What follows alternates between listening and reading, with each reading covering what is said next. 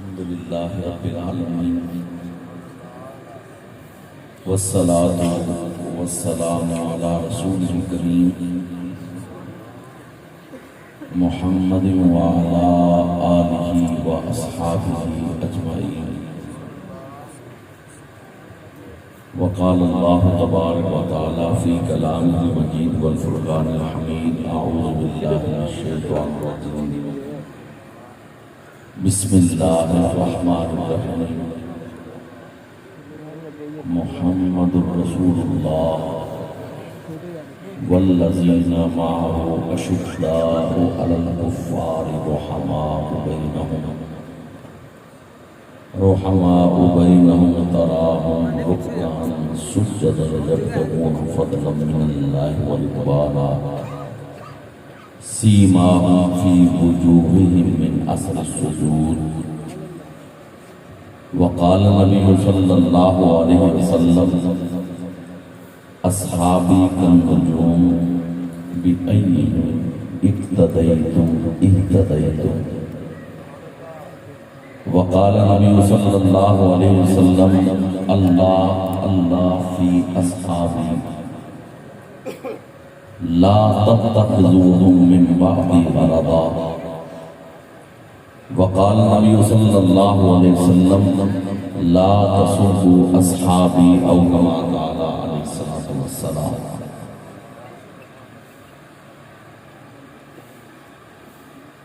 یاران طریقت و شریعت محفل ذکر رب العالمین و ذکر رحمت للعالمین صلی اللہ علیہ وسلم کا انعقاد کیا گیا۔ ماشاءاللہ ہر سال کی طرح احباب نے، نوجوانوں نے، بزرگوں نے اور اہل علاقہ نے، اہل گاؤں نے مل کر میرے آقا صلی اللہ علیہ وسلم کے میلاد پاک کا انعقاد کیا۔ دعا ہے کہ اللہ پاک ان کا انتظام اپنی بارگاہ کے اندر قبول و منظور فرمائے، اور جتنے حاضرین، ناظرین و سامعین نزدیک سے یا دور سے آئے، اللہ پاک سب کا آنا اور بیٹھنا قبول و منظور فرمائے۔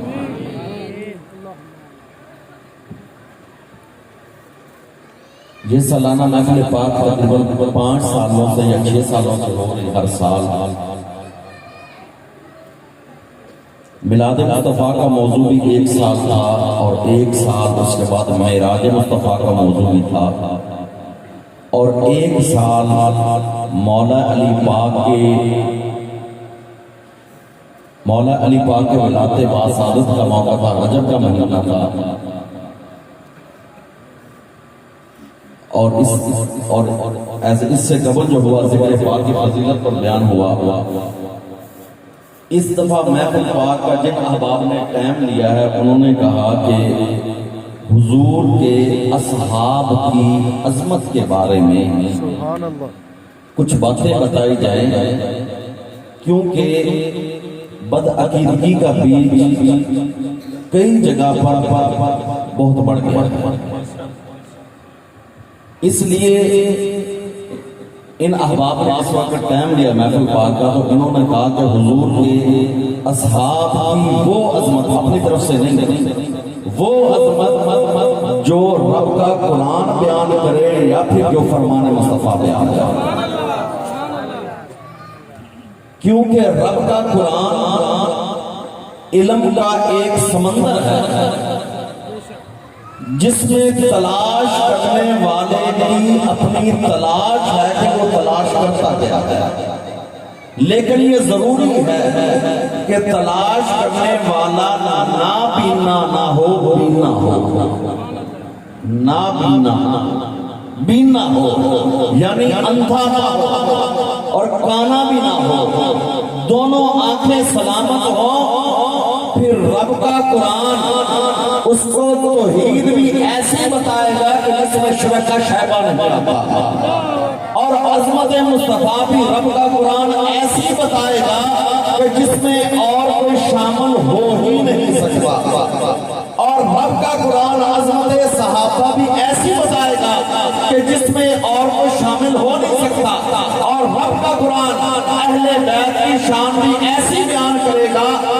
اس محور میں اور کوئی داخل ہو ہی نہیں سکتا. اور ولیوں کی شان بھی ایسی بیان کرے گا رب کا قرآن. ولیوں کی کرامتوں کا ذکر بھی بیان کرے گا, ولیوں کی پہچان کا بھی بیان کرے گا. تو اس لیے رب تعالیٰ کا قرآن ایک علم کا سمندر ہے جس میں تلاش کرنے والا, کیونکہ ہوتا یہ ہے کہ جس جگہ پر اٹھنا بیٹھنا زیادہ ہو پھر بندہ کہتا ہے کہ شاید رب کا قرآن صاف ستھرا اس لیے ہے. جن لوگوں کا اٹھنا بیٹھنا ایسی جگہ پر ہو جاتا ہے جہاں پر ہر وقت ایک ہی موضوع چلتا ہے کہ ان کا موضوع ہوتا ہے توحید اور شرک کی مذمت, وہ پورا سال خطبے سن کر یہی سمجھتے ہیں کہ شاید کہ رب کے قرآن میں یا توحید کا ذکر ہے یا پھر جو ہے نا مذمت شرک ہے. حالانکہ توحید کا ذکر بھی ہے, مذمت شرک بھی ہے, لیکن ساتھ اسی قرآن میں عظمت مصطفیٰ کا ذکر بھی ہے, شان مصطفیٰ کا ذکر بھی ہے, معجزات مصطفیٰ کا ذکر بھی ہے, اخلاق مصطفیٰ کا ذکر بھی ہے, صورت مصطفیٰ کا ذکر بھی ہے, سیرت مصطفیٰ کا ذکر بھی ہے, جمال مصطفیٰ کا ذکر بھی ہے, اختیارات مصطفیٰ کا ذکر بھی ہے, معراج مصطفیٰ کا ذکر بھی ہے, علوم مصطفیٰ کا ذکر بھی ہے. اس قرآن میں نبی کے صحابہ کا ذکر بھی ہے, اہل بیت کی محبت کا ذکر بھی ہے.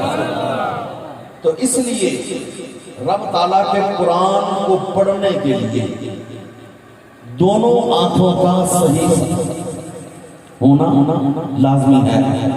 دونوں آنکھوں کا مطلب یہ ہے کہ بندہ کسی طرف ڈنڈی مارنے والا نہ ہو, سبحان اللہ, ڈنڈی مارنے والا نہ ہو, جو لکھا ہے پڑھ کر سناؤ, بتاؤ لوگوں کو. اس لیے کہ ہم الحمدللہ اس وقت اکثریت کے سنجوں کی ہے, ہم ہمارے اعتبار سلسلہ ہم نقشبندی ہیں. ہمارا جو ہے سلسلہ بیت سیدنا ابوبکر صدیق تاجدار صداقت کرتا ہے. تو اس لیے ہم حضرت ابوبکر صدیق کی شان تقریر بیان خطاب میں بیان کریں نہ کریں, ہماری کوئی محفل ایسی ہو ہی نہیں سکتی جس میں جناب ابوبکر صدیق کا ذکر نہ آئے. کیونکہ سلسلے کا معمول ہے کہ ختم خاتان پہلے, شجرہ شریف بعد میں, اللہ کا ذکر اس کے بعد, اور شجرہ شریف میں یا الہی رحم کر محمد مصطفیٰ کے واسطے. یہاں سے شروع ہو کر حضرت ابوبکر صدیق کا نام سب سے پہلے آتا ہے, اور ان کے بعد نام آتا ہے حضرت جو ہے نا سلمان فارسی کا. سلمان فارسی کے نام کے بعد جو نام آتے ہیں وہ امام جعفر صادق کا ہے, باجوید مصطفی کا ہے. تو اس لیے ہم انشاءاللہ تعالی جو موقع ہو, جنہوں نے محرم شریف کے اندر یا پھر ایسے رجب کے مہینے میں احباب نے بیانات سنے, ان کو اندازہ بخوبی اندازہ ہے مولا علی پاک کی شان جس زاویے سے انشاءاللہ ہم بیان کرتے ہیں نا, اس پر کوئی اعتراض آتا ہی نہیں, کیونکہ اپنی طرف سے تو کوئی بات ہے نہیں. انہیں کی محفل سجا رہا ہوں, انہیں کی محفل سجا رہا ہوں. زبان ہے میری, بات ان کی, انہیں کے مطلب کی کہہ رہا ہوں, انہیں کے مطلب کی کہہ رہا ہوں. زبان ہے میری بات. تو اس لیے آقا صلی اللہ علیہ وسلم کی جو احادیث پاک انشاءاللہ ان حوالے سے بات کرتے ہیں, نبی کے اصحاب اور اہل بیت, اگر حضور علیہ السلام کی ذات مقدسہ کو تشبیہ دی جائے ایک جو درخت سے, شجرہ نبوت سے, تو اس کی دو شاخیں ہیں. ایک کو ہم کہتے ہیں اصحاب رسول, ایک کو کہتے ہیں اہل بیت رسول. اور آج جو دین متین ہم تک پہنچا ہے یہ اصحاب رسول اور اہل بیت رسول کی وجہ سے. اصحاب اور اہل بیت ان دونوں کی عظمتیں اور شانیں بہت، لیکن یاد رکھیے وہ شخص خسارے میں ہے جو ان ہستیوں کو پیش ایسے کرے، چاہے خاص مجلسوں میں یا عمومی مجلسوں میں، کہ جس سے یہ تصور پیدا ہو کہ نعوذ باللہ ان کا تو پتہ نہیں آپس میں کیا جھگڑا تھا اور پتہ نہیں کتنی دشمنی تھی۔ جو شخص خاص مجالس میں یا عمومی مجالس میں اس طرح کی بات کرتا ہے وہ میرے پیارے نبی سے پیار نہیں کر رہا، وہ کوئی اور کر رہا، وہ پیارے نبی کبھی پیارا نہیں ہے۔ حضور کے اصحاب اہل بیت، میرے آقا صلی اللہ علیہ وسلم نے فرمایا کہ میرے اہل بیت کی مثال ایسے ہے جیسے نوح علیہ السلام کی کشتی، حضرت نوح کی کشتی۔ اور ایک دوسری حدیث میں فرمایا میرے صحابہ کی مثال ایسے ہے جیسے آسمان پر چمکتے ہوئے ستارے۔ غور کرنا، آج سے 14 صدیاں پہلے جس وقت جدید آلات سمتیں اور چہرے دیکھنے کے لیے نہیں تھے، پرانے وقتوں میں رات کے اندھیرے میں جو سفر ہوتا تھا وہ ستاروں کو دیکھ کر ہوتا تھا۔ پرانے لوگوں کو پتا ہوتا تھا کہ رات کو اگر ہم نے جانا ہے مغرب کی طرف تو کس کو دیکھنا پڑے گا؟ ستارے کو۔ شمال کی طرف جانا ہے تو کس ستاروں کو دیکھنا پڑے گا؟ جنوب کی طرف سفر کرنا ہے تو کس ستاروں کو دیکھنا پڑے گا؟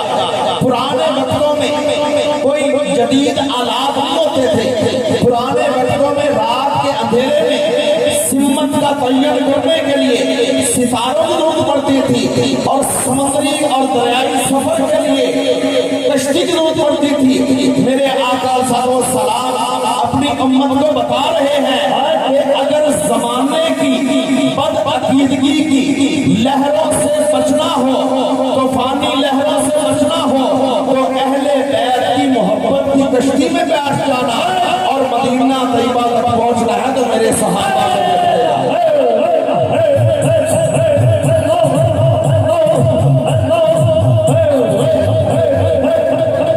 جانا مدینہ طیبہ تک ہے، آقا کے قدموں تک جانا ہے، تو میرے آقا صلی اللہ علیہ وسلم کے اصحاب کو دیکھتے جانا، اہل بیت کی محبت کی کشتی میں سوار ہو جانا اور صحابہ کو دیکھتے جانا، ستاروں کو دیکھتے جانا، میرے آقا کے قدموں تک پہنچ جاؤ۔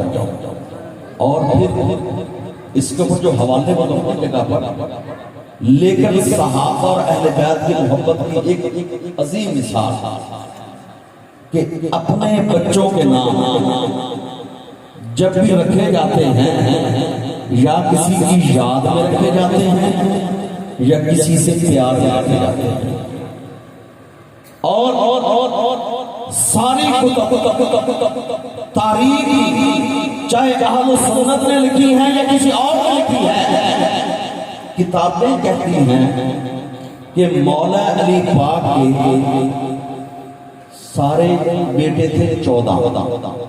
مولا علی پاک کے 14 بیٹے تھے، اور 14 بیٹوں میں سے پیارے حسین کریمین کے اسماء مبارک میں یاد ہے الحمدللہ، اور حسین کریمین کے ایک بھائی تھے حضرت موسیٰ جو بالکل بچپنے کے اندر فوت ہو گئے تھے، ان کا نام پاک بھی یاد ہے۔ ان 3 ناموں کے علاوہ شاید ہی کسی کو 11 نام یاد ہو۔ خون تو وہ بھی علی کا ہے، خون تو وہ بھی علی کا ہے۔ مولا علی کے 11 بیٹوں کے نام اپنوں نے بھی بھلا دیے، انہوں نے تو بھلانے تھے ہی صحیح، ان کو پتا بھی ہے، پتا تھا لیکن بھلا دیے۔ مولا علی پاک کے 14 بیٹے، امام حسن، امام حسین، حضرت موسیٰ، یہ تو ہو گئے۔ 3 بیٹوں کے نام مولا علی نے رکھا محمد اکبر، محمد اوسط، محمد اصغر. کیونکہ اہل عرب میں جب کسی سے پیار زیادہ ہوتا تھا اس کا نام بار بار رکھا جاتا تھا. مولا علی کو میرے آقا کی ذات سے بہت پیار تھا. جو کسی دا عاشق ہوئے وہ صدی گل کرتا 100 مطلب بہانے پاتے مرنے مرتا. مولا علی کا ایک بیٹا ہوا، نام رکھا محمد. پھر بیٹا پیدا ہوا، نام رکھا محمد. پھر بیٹا پیدا ہوا، نام رکھا محمد. اب پہچان کیسے، بلانا ہے کس کو بلائے؟ تو عربی زبان میں اکبر کہتے ہیں بڑے کو، اور اوسط کہتے ہیں درمیانے کو، اصغر کہتے ہیں چھوٹے کو. فرمایا یہ محمد اکبر، یہ محمد اوسط، یہ محمد اصغر، یہ بھی محمد، یہ بھی محمد، یہ محمد، یہ بیٹے ہو گئے. پھر بیٹا پیدا ہوا، نام رکھا ابو بکر. نام رکھا ابو بکر. مولا علی کا ایک اور مثال ہوا، نام رکھا عمر. مولا علی کے ایک اور بیٹے پیدا ہوئے، نام رکھا عثمان. اور اگلی آپ کو بات خوبصورت بتاؤں، غازی عباس کا نام آتا ہے سب کو؟ آتا ہے. غازی عباس علم اللہ شروع میں عین ہے نا عباس.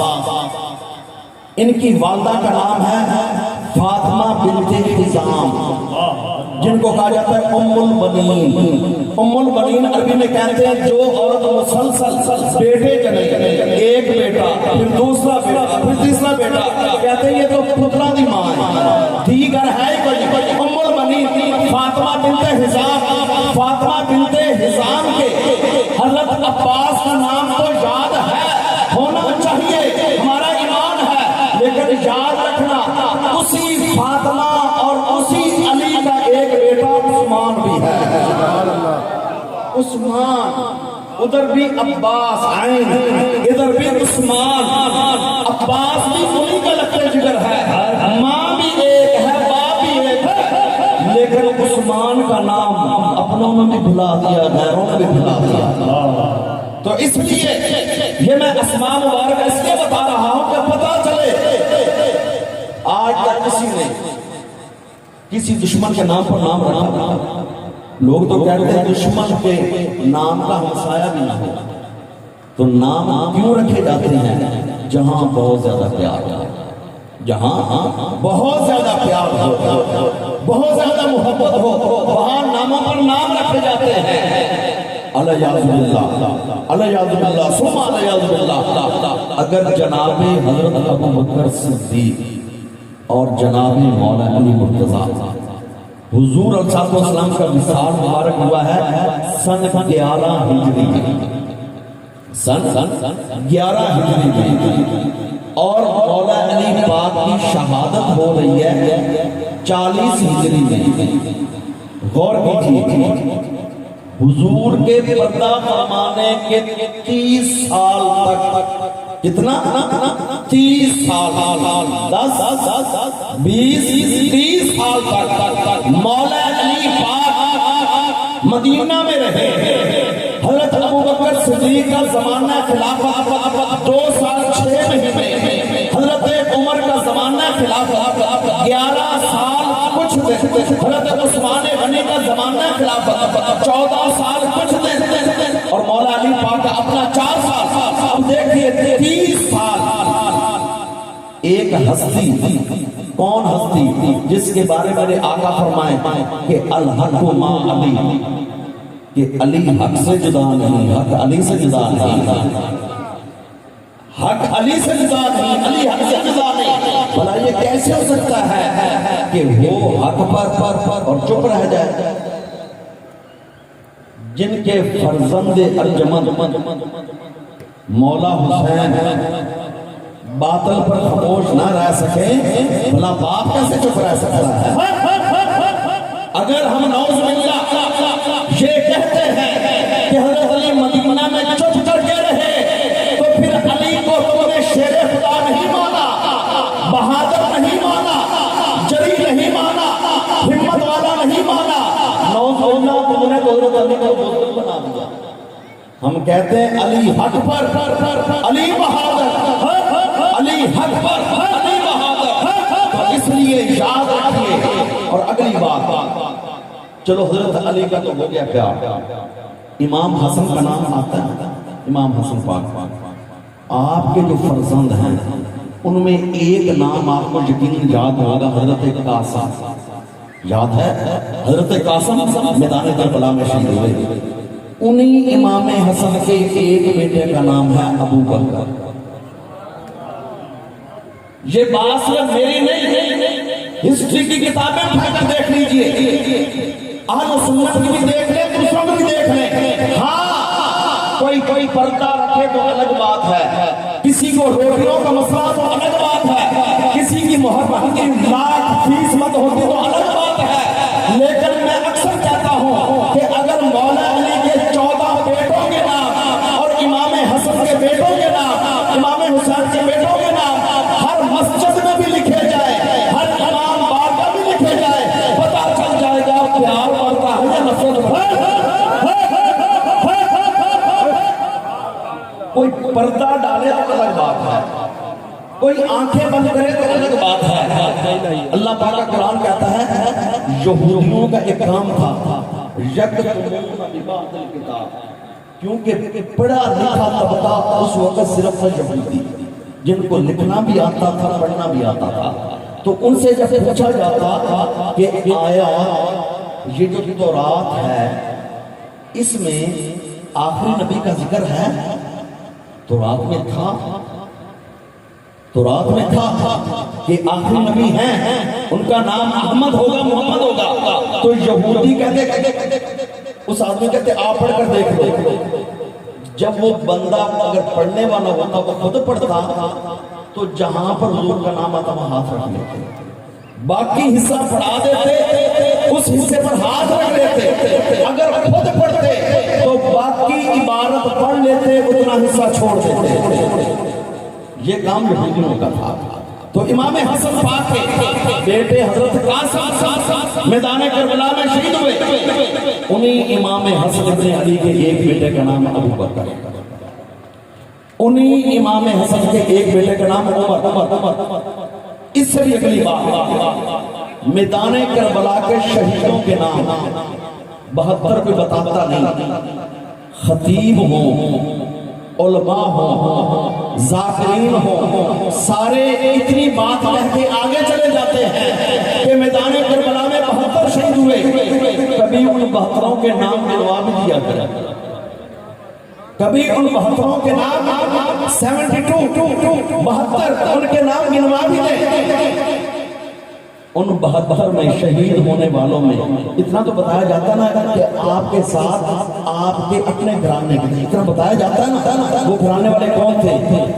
جو مولا علی کے بیٹے ابو بکر تھے نا جن کا نام، وہ بھی میدان کربلا میں شہید ہوئے ہیں، میدان کربلا میں شہید ہوئے ہیں۔ مولا علی کے جس بیٹے کا نام عمر ہے وہ بھی میدان کربلا میں شہید ہوئے ہیں۔ مولا علی کے جس بیٹے کا نام عثمان ہے جو غازی عباس علمبردار کے والد کی طرف سے بالکل ایک ہے، وہ بھی میدان کربلا میں شہید ہوئے۔ اور امام حسن کے بیٹے ابو بکر وہ بھی میدان کربلا میں شہید ہوئے، امام حسن کے بیٹے عمر بھی میدان کربلا میں شہید ہوئے، باقیوں کے نام تو اپنی جگہ پر، صرف اس گھرانے کے 2 ابو بکر نام کے میدان کربلا میں شہید ہوئے ہیں، 2 عمر نام کے میدان کربلا میں شہید ہوئے ہیں، اور ایک عثمان نام کا اہل بیت کا فرزند مولا علی کا میدان کربلا۔ تو اس لیے یہ میں باتیں اس لیے بتا رہا ہوں پتہ چلے کہ رب کا قرآن تو کہتا ہے کہ نبی کے صحابہ کا آپس میں پیار ہے، اور آج کل کا بندہ یہ کہے کہ نہیں عداوت تھی، میں تیری بات مانوں یا رب کے قرآن کی بات مانوں؟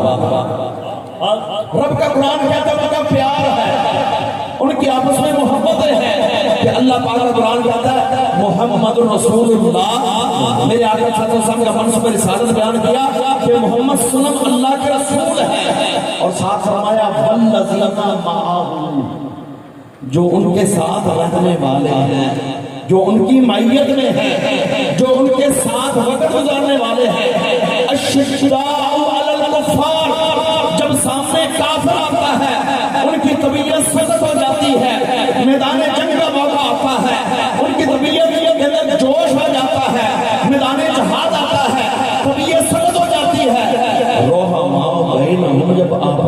ہیں نرم دل ہو جاتے ہیں۔ یہ رب کا قرآن کہتا ہے۔ یعنی ایک اعتبار سے کہہ لیں، سامنے ابو جہل آئے دل سخت ہو جائے، سامنے مرحب آئے دل سخت ہو جائے، سامنے کوئی اور ولید عتبہ شیبہ آئے دل سخت ہو جائے، لیکن جب آپس میں ہوتے ہیں رحماء بینہم، نرم دل ہوتے ہیں۔ آگے اللہ کا قرآن کہتا ہے کہ تراہم رکعاً سجداً یبتغون فضلا من اللہ ورضوانا، کہ اے دیکھنے والے تو نبی کے غلاموں کو دیکھے گا، کبھی وہ رکوع میں ہوں گے، کبھی وہ سجدے میں ہوں گے۔ سبحان اللہ۔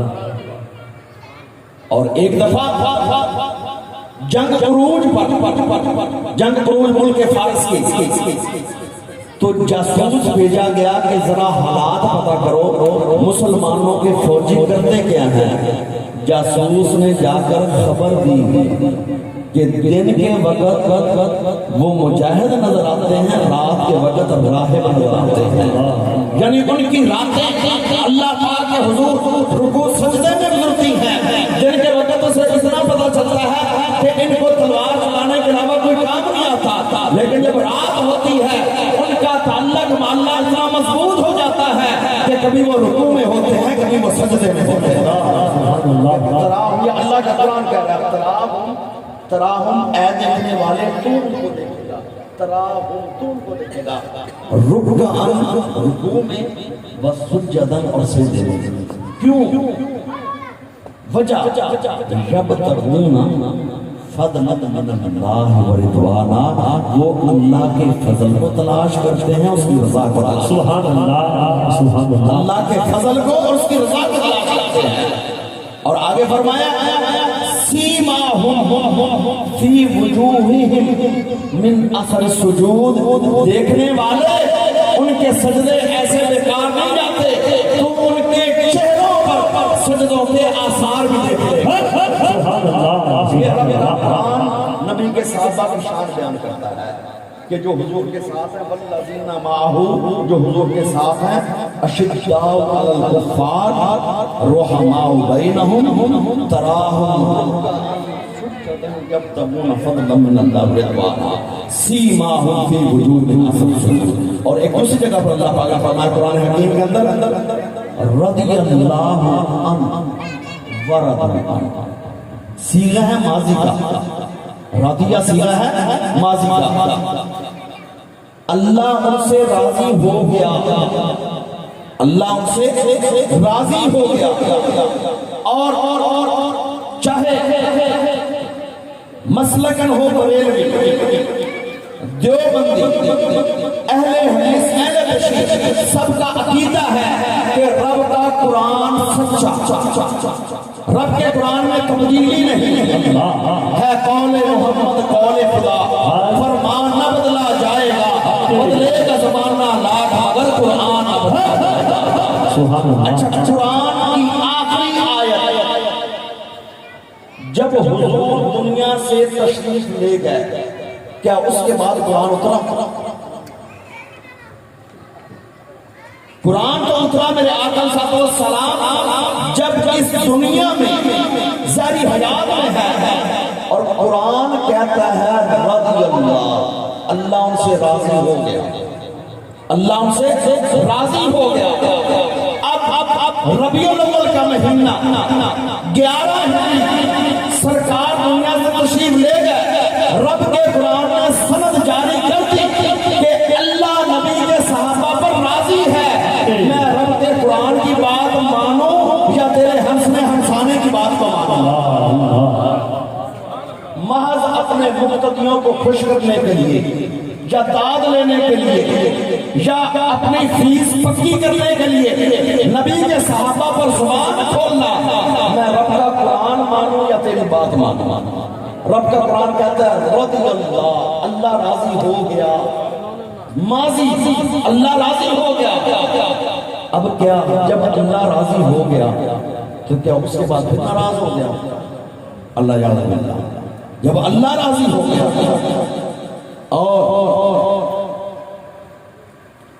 اور آقا صلی اللہ علیہ وسلم نے اپنے اصحاب کے حضور کو اللہ پاک نے اولین و آخرین کا علم عطا فرمایا تھا. حضور کو خبر تھی کہ میرے حسین کے ساتھ کیا ہوگا، اور حضور کو یہ بھی خبر تھی میرے صحابہ کے بارے میں باتیں کیا ہیں. یہ عقیدہ رکھیے اللہ پاک کے دیے ہوئے علم میں سے. حضور صلی اللہ علیہ وسلم کو یہ بھی پتا تھا ابھی حسین گود میں ہے، حضور کی آنکھوں سے آنسو ہیں. اور آپ نے ام سلمہ نے پوچھا کہ آپ کی آنکھوں سے آنسو، تو آپ نے فرمایا مجھے جبریل امین آ کر ساری بات بتا گئے ہیں کہ حسین کے ساتھ کیا ہوگا. اسی طرح میرے آقا صلی اللہ علیہ وسلم کو یہ بھی پتا تھا کہ میرے جانے کے بعد صحابہ کے بارے میں لوگ کیا کہیں گے. حضور صلی اللہ علیہ وسلم نے فرمایا اللہ فی اصحابی، فرمایا لوگو اللہ سے ڈرنا میرے اصحاب کے بارے میں. لا تتخذوہم بعدی غرضا، میرے بعد نشانے کی جگہ نہ بنا لیں.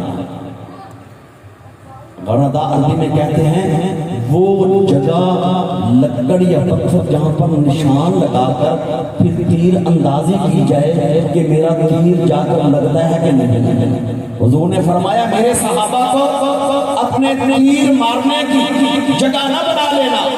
اور میرے آقا صلی اللہ علیہ وسلم نے فرمایا لا تسبوا اصحابی، میرے اصحاب کے بارے میں کبھی سب و شتم نہ کرنا، زبان پر گالی نہ لانا. اور میرے آقا صلی اللہ علیہ وسلم نے فرمایا کہ جس نے ان سے محبت کی اس نے میری وجہ سے محبت کی، اس نے مجھ سے. سبحان اللہ سبحان اللہ. اور آقا صلی اللہ علیہ وسلم کے اصحاب، صحابی کی تعریف کیا ہے؟ صحابی کی تعریف یہ ہے کہ جس نے حضور علیہ السلام کا ان زہری آنکھوں سے دیدار کیا، ایمان لایا، قائم رہا، اور اسی پر ان کی شہادت یا وصال، یہ صحابی کی تعریف ہے. اور اسی طرح امام احمد بن حنبل فرماتے ہیں کہ من صاحبہ ہوا، انہوں نے فرمایا سنت او شہر او یوم او ساعت او رآہ، فرمایا جس نے حضور کے ساتھ ایک سال گزارا وہ بھی صحابی ہے، جس نے ایک مہینہ گزارا وہ بھی صحابی ہے. امام احمد بن حنبل کہتے ہیں جس نے ایک دن گزارا وہ بھی صحابی ہے، جس نے ایک لمحہ گزارا وہ بھی صحابی ہے، جس نے بس ایک کر کلمہ پڑھا وہ بھی سبحان اللہ. جس نے حضور کو، کیونکہ ایک موقع ایسا بھی آیا حج کا موقع، جب آقا صلی اللہ علیہ وسلم نے حج فرمایا بہت رش تھا تو کئی صحابی بن گئے. کیوں؟ انہوں نے بس سرکار کا چہرہ دیکھا اور کلمہ پڑھا، دیدار کیا. دوبارہ میرے آقا صلی اللہ علیہ وسلم کی صحبت اور معیت ان کو اس طرح کے ان کو جو نا اس میسر نہیں ہوئی. لیکن کیونکہ حالت ایمان میں زہری آنکھوں سے جاگتے ہوئے حضور علیہ السلام کے چہرہ مبارکہ کا دیدار کیا، وہ صحابی. اور انہی عظمت صحابہ کے بارے کے اندر ایک شعر کہتا ہے صحابہ وہ صحابہ جن کی ہر روز عید ہوتی تھی. صحابہ وہ صحابہ جن کی ہر روز عید ہوتی تھی. نبی کا قرب، خدا کا قرب حاصل تھا، نبی کی دید ہوتی تھی.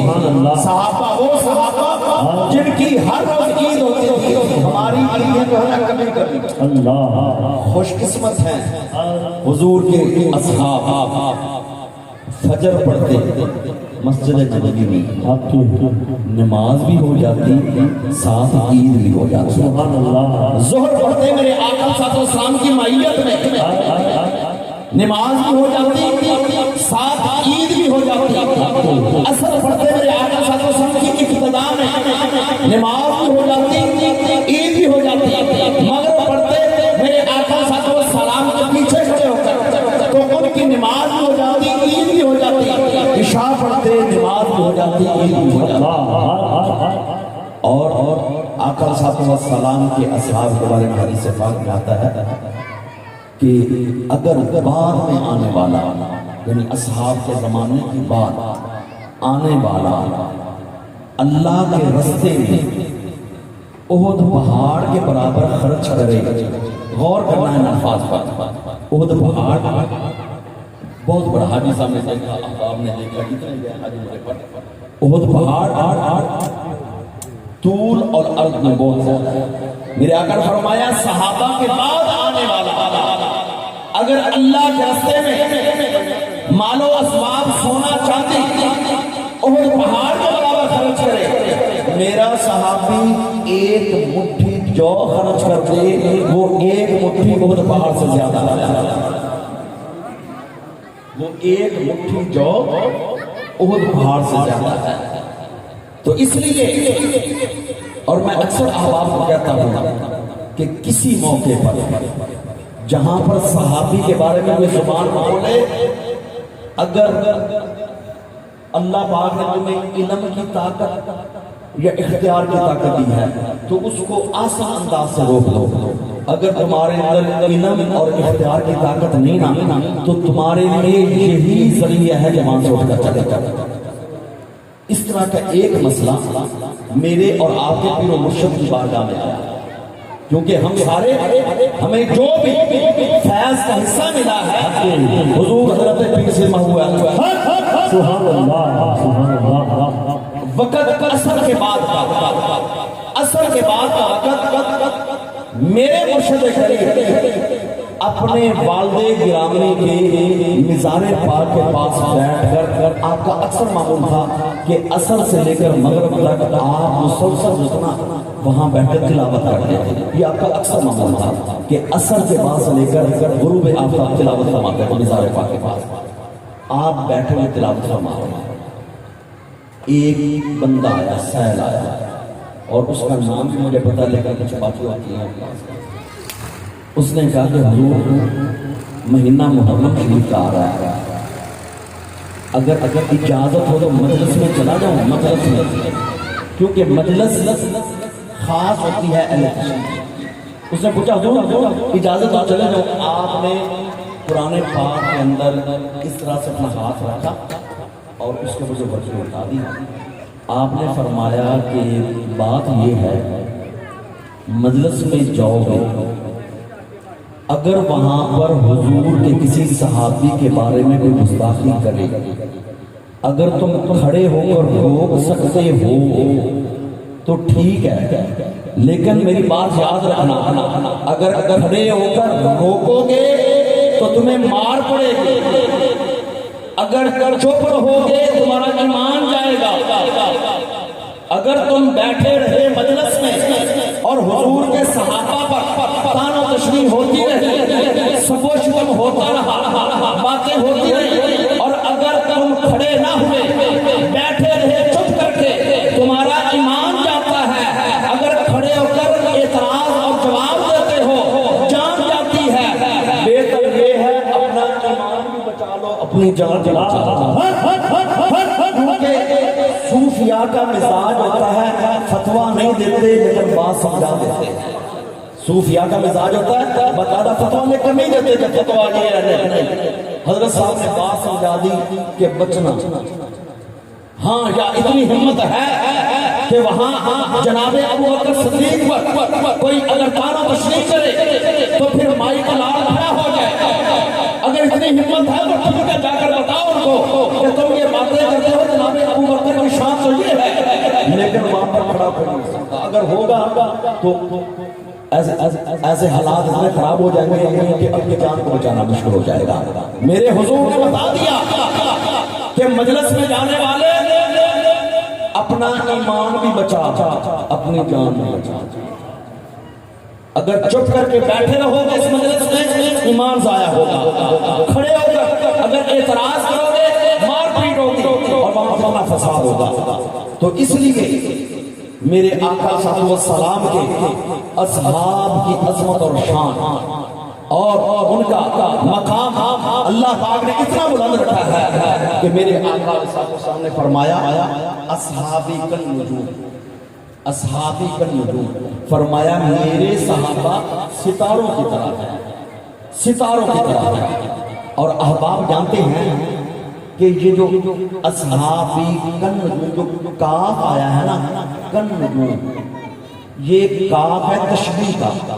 عربی زبان میں کاف آتا ہے تشبیہ کے لیے کہ صحابہ ستاروں کی طرح ہے، تو تشبیہ کے لیے مماثلت ہونا لازمی ہے۔ بھائی صحابہ بشر، ستارے ایک حصہ نور کا، صحابہ زمین پر، ستارے بلندی پر، ان میں مماثلت کیا ہے؟ میرے آقا صلی اللہ علیہ وسلم اپنی امت کو بتا رہے ہیں کہ ستارہ چھوٹا ہو یا بڑا، ہر ستارہ چمکتا ہوا نظر آتا ہے اندھیری رات میں۔ بعد میں آنے والوں، میرا صحابی با اعتبار مقام کے بڑا ہو یا چھوٹا، لیکن تمہارے لیے روشنی کا منارہ ضرور ہے۔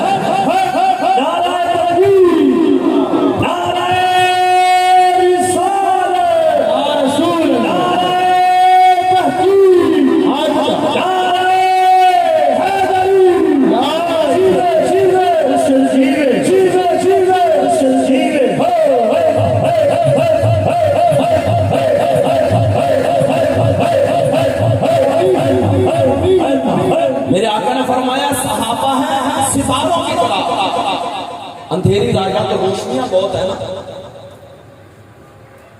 اندھیری رات میں پتہ چلتا ہے کہ ستارے آسمان پر کتنے ہیں، اور کچھ ان میں سے چھوٹے کچھ بڑے نظر آتے ہیں، لیکن ہر ایک میں مشترک صفت یہ ہے کہ منور ہوتا ہے۔ ہر صحابی فیض نبوت سے منور ہے۔ ہاں یہ بات اگلی ہے کہ وقت حضور کے ساتھ کتنا گزرا ہے، مقام کیا ہے، یہ اگلی بات ہے، لیکن روشن منور ضرور ہے۔ اور ایک اور بات تشویش کی، ہر ستارہ بلندی پر ہے، کوئی بھی ستارہ زمین پر نہیں ہے، ہر ستارہ بلندی پر ہے۔ میرے آقا بتا رہے ہیں بعد میں آنے والی امت مقام جتنا بھی پالو، غوث، کتب، ابدال، ابرار، اوتاد، حجت الاسلام، آیت اللہ، جو بھی بن جاؤ، تم سارے نیچے ہو، میرے نبی کے صحابہ، میرے نبی کے صحابہ اوپر ہے۔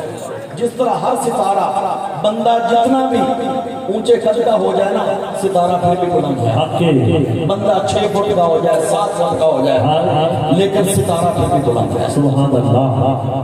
بعد میں آنے والا جتنا بھی نیکوکار ہو جائے، نبی کے صحابہ کا مقام پھر بھی بلند ہے۔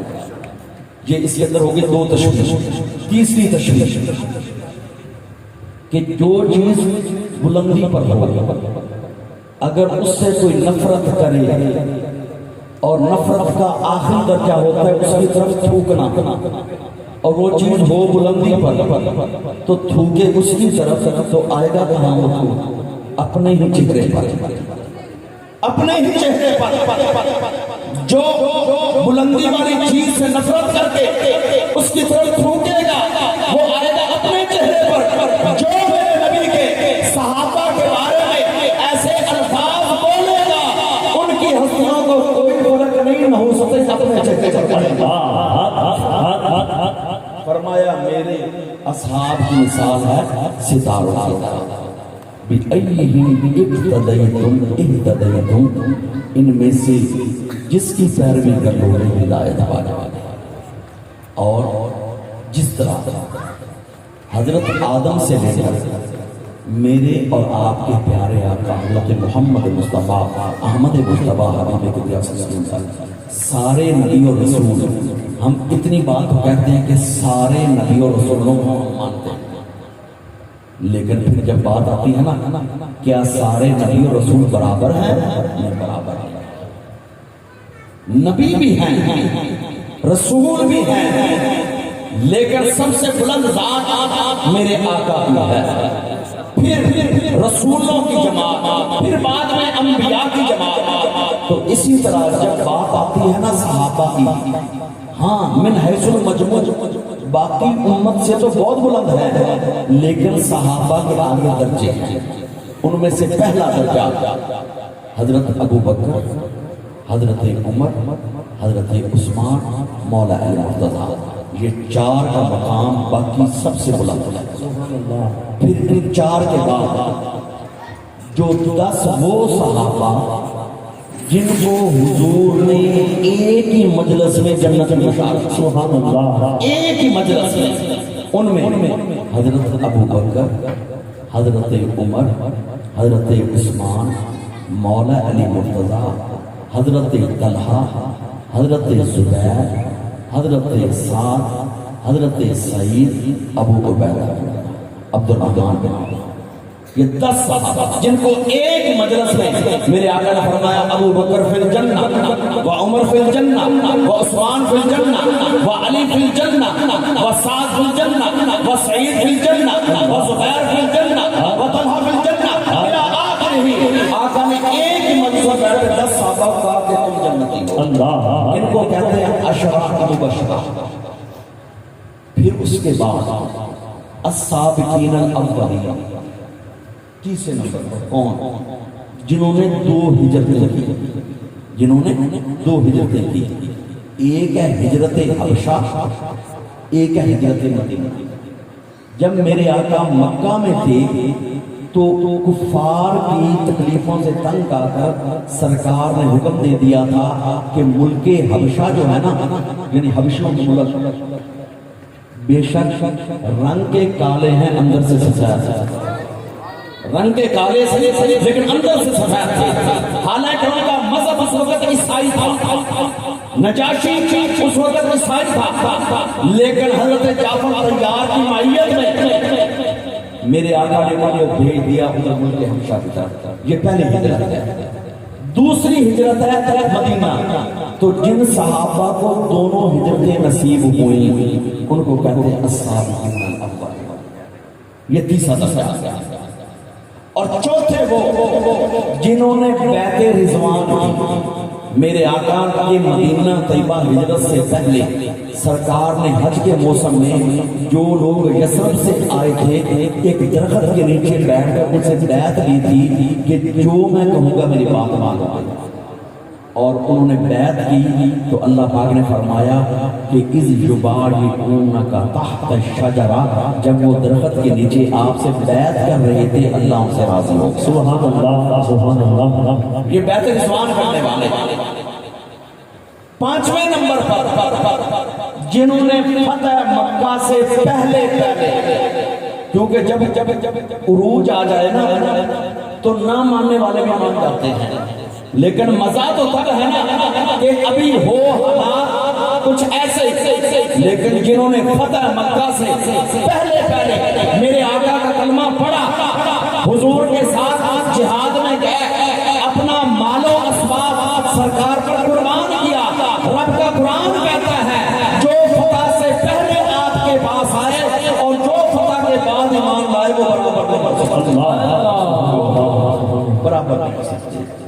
اور پھر اس کے بعد 6 نمبر پر کے صاحب آتے ہیں کہ جنہوں نے فتح مکہ کے بعد کلمہ پڑھا۔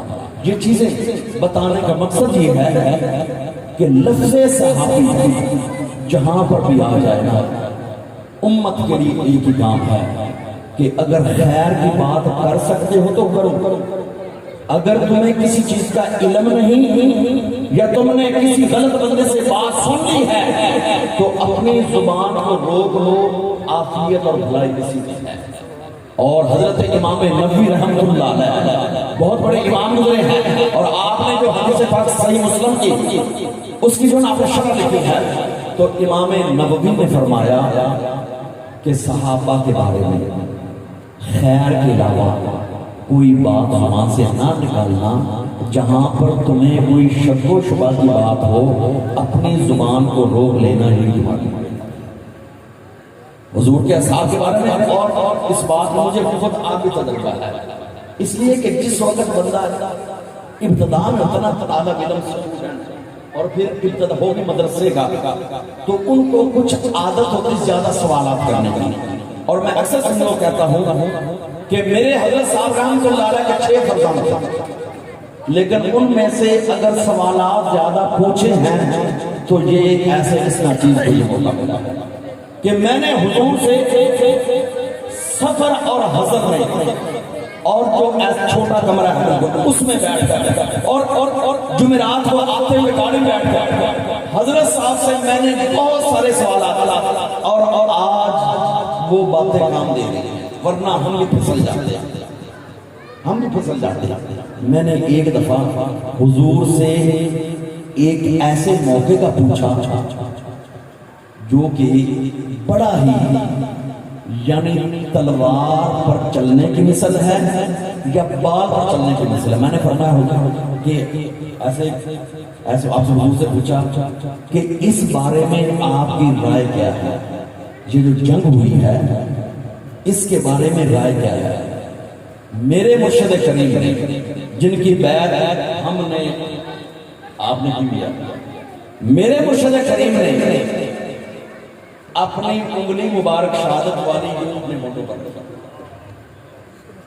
میں نے پوچھا تھا کہ حضرت جو ہے نا حضرت مولا علی مرتضیٰ شیر خدا اور حضرت امیر معاویہ کے میں نے اس بارے میں پوچھا کہ جناب اس میں حضور نے ایسے اپنی انگلی اپنے ہونٹوں پر رکھا اور میرے حضور نے فرمایا چپ اور ساتھ فرمایا ایک طرف آل رسول ایک طرف اصحاب. میرے مرشد نے ایسے اور آپ نے اپنے فوٹو پر آپ نے چپ ایک طرف آل رسول ایک طرف اصحاب رسول. اس دن کے بعد سے ریسرچ اور تحقیق اپنی جگہ پر, لیکن میں نے اپنا وطیرہ بنا لیا ہے کہ صحابی کے بارے میں جب بھی بات کرنی ہے خیر اور بھلائی میں کرنی ہے اس کے علاوہ کسی بات کا ذکر. تو اس لیے صحابہ وہ صحابہ جن کی ہر روز عید ہوتی تھی, خدا کا قرب حاصل تھا, نبی کی عید ہوتی تھی. عاشق کی عید ہو جائے اسی تو عید ہو جاتی ہے. ایک واقعہ بیان کر کے تو اس کے بعد انشاءاللہ تعالی ایسے کوٹ مٹن شریف کی سرزمین ہے, کوٹ مٹن کی سرزمین ہے, عید کا دن ہے. ایک دیوانہ لوگوں سے پوچھتا ہے عید کڑا, عید کا دن ہے. وہ مجذوب دیوانہ لوگوں سے پوچھتا ہے عید کڑا, سراکی زبان میں عید کڑا, عید کڑا. لوگ اس کا سوال لایانی سمجھتے ہیں, فضول سمجھتے ہیں کہ یار کپڑے ہم نے پہنے ہیں, خوشبوئیں ہم نے لگائی ہیں, عید ہم نے پڑھ لی ہے, اور یہ دیوانہ کہتا ہے عید کڑا, عید کڑا. لیکن اس دیوانے نے دیکھا کہ خواجہ صاحب غلام فرید صاحب آ رہے ہیں, تو خواجہ غلام فرید صاحب کے کندھے پر ہاتھ رکھ کر کہتا ہے خواجہ صاحب عید کڑا. آپ نے فرمایا یار کی عید کڑا.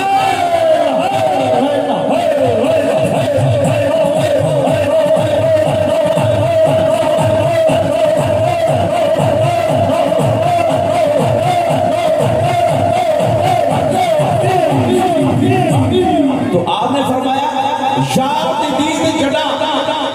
سوال یہ ہے کہ لوگ تو پہلے بھی تھے وہ بھی انسان تھے, کلمہ پڑھنے والے, لیکن جواب کسی نے کیوں نہیں دیا؟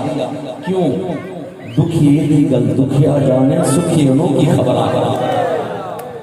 دکھیے دی گل دکھیا جانے سکھی انہوں کی خبر آ گیا. اوروں نے کہا کہ یہ پوچھ رہے ہیں, خواجہ صاحب کو پتا تھا دیوانہ اس عید کا نہیں پوچھ رہا, دیوانہ کسی اور عید کا پوچھ رہا. تو اس نے کہا خواجہ صاحب عید کڑا. آپ نے فرمایا یار کی عید جڑا.